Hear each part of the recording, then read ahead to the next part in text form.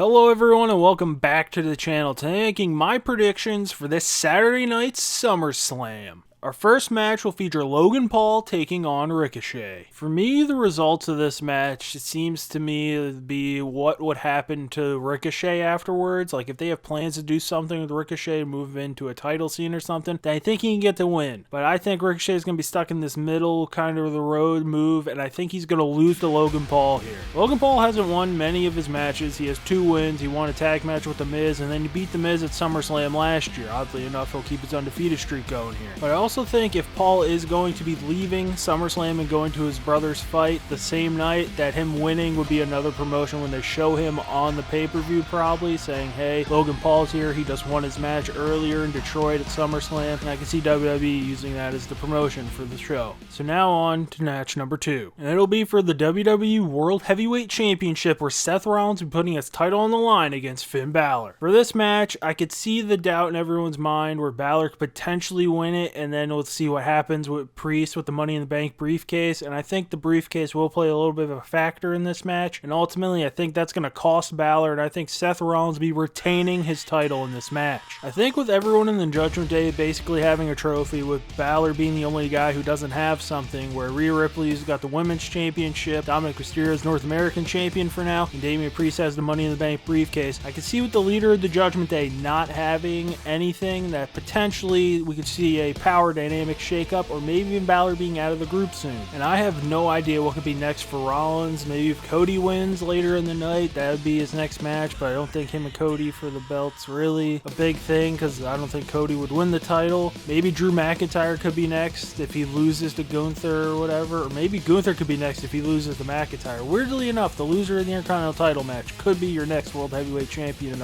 challenger. But when this match is over, Seth Rollins will still be your WWE World Heavyweight Champion. So now on to match number 3, and that'll be an MMA rules match where we'll see Ronda Rousey take on Shayna Baszler. So basically for me, this match comes down to a knockout or submission, basically is what we're going to be doing here. And with that being set up as the rules and these two people in the thing, I think we're going to see a submission victory here. And I think there's more of a possibility of Shayna Baszler locking in the Karamuda clutch and choking Ronda Rousey out to get the victory than Ronda Rousey getting an armbar and winning. And also with the rumors that Ronda Rousey could be leaving town eventually, we just don't know when, or if someone did say when, I didn't see it. But I think with Shayna Baszler getting the win, you could potentially run it back for another match at the next Premium Live event, especially if it's just Ronda Rousey passed out, that they could do some other kind of match and then get something out of that to where maybe Ronda gets her win back and it's 50-50, 1-1, to where we could lead to a third match like we will see later in the evening. But when this match is all said and done, I think Shayna Baszler will be choking out Ronda Rousey to get the win here at SummerSlam. Now on to our next match. And that'll be match number 4, and it'll be for the Intercontinental Championship, where Gunther will be putting his title on the line against Drew McIntyre. I think with Gunther so close to beating the Honky Tonk Man's Intercontinental title record, and as we've seen with a lot of other champions this past year plus, I think Gunther will be retaining the IC title, defeating Drew McIntyre.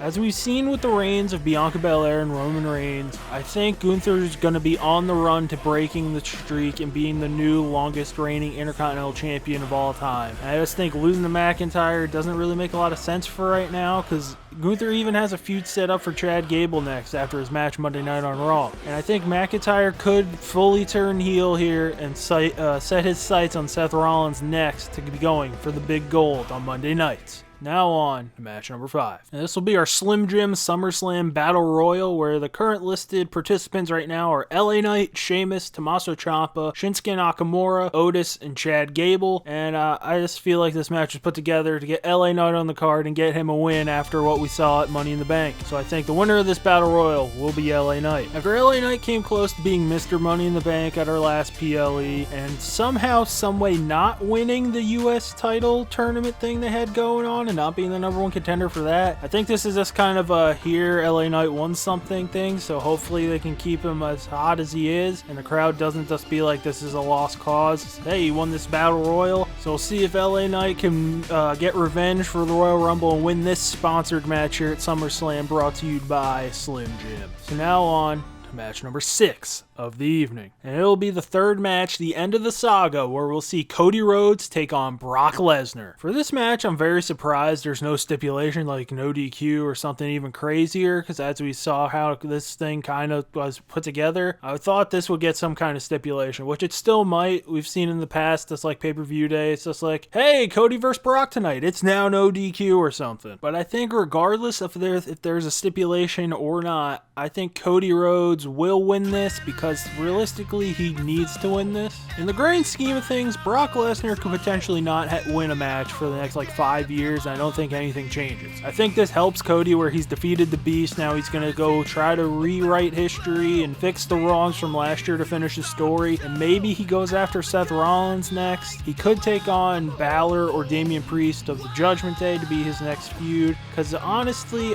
I don't want to see Cody going for the World Heavyweight Championship. I just think it'd be very weird if Cody defeated Rollins later down the line for the World Heavyweight title and pretended like this was the finish line, even though it's been stated everywhere, whether it's a documentary or just his whole run to facing Roman last year, that the big title with the big W on it is the one that he wants, that he just won this other one. Kind of feel a little bit weird and seeing him being like, yes, I finally did it, but hey, pal, you've been saying this isn't the belt you wanted. But when things are all said and done in Ford Field, I think the Beast will be slain by the American Nightmare, and Cody Rhodes will be walking out with the win here at SummerSlam. So now on to our co-main event of the evening, and that'll be for the WWE Women's Championship, where Asuka will be putting her title on the line in a triple threat against Charlotte Flair and Bianca Belair. This triple threat, in hindsight, feels like a very easy way to just spur off multiple feuds in the SmackDown Women's division, to where I think Asuka will be retaining the Women's Championship here, defeating Charlotte Flair and Bianca Belair. I could see Flair and Belair getting in each other's way, costing themselves the title.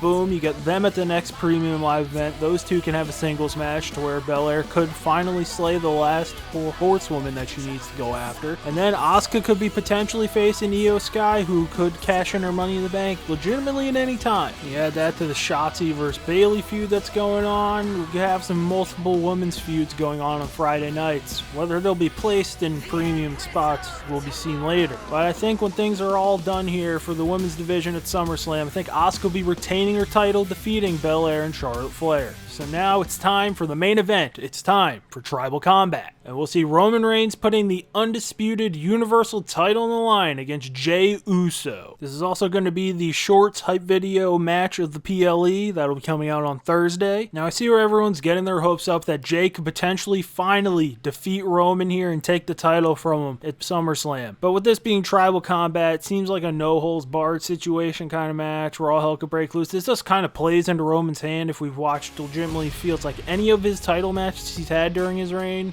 where the shenanigans will happen and somehow he'll win. And there's just something in the back of my mind that says Jimmy's coming back to cost Jey some way, somehow, and then Jay's up next, or maybe Jey gets his ass beat and then Jimmy just slides into this spot, the next Premium Live event where Roman defends the title. But in my mind, until WrestleMania, I think Roman will be retaining the title regardless of who he's facing at any of these shows going on until we get to Philadelphia in April. So on Saturday, Roman's reign will continue as he defeats his cousin and probably moves on to maybe his other cousin for his next opponent. So that'll do it for my predictions for the 2023 edition of SummerSlam. Leave your thoughts in the comments section below. If you like the video, hit the like button. If you like what I'm doing on this channel, want to see more, hit that subscribe button. The Shorts hype video match for this Premium Live event will be coming out Thursday. It's Roman versus Jey. Clearly, we'll have a little new divide going. And as always, thanks for watching.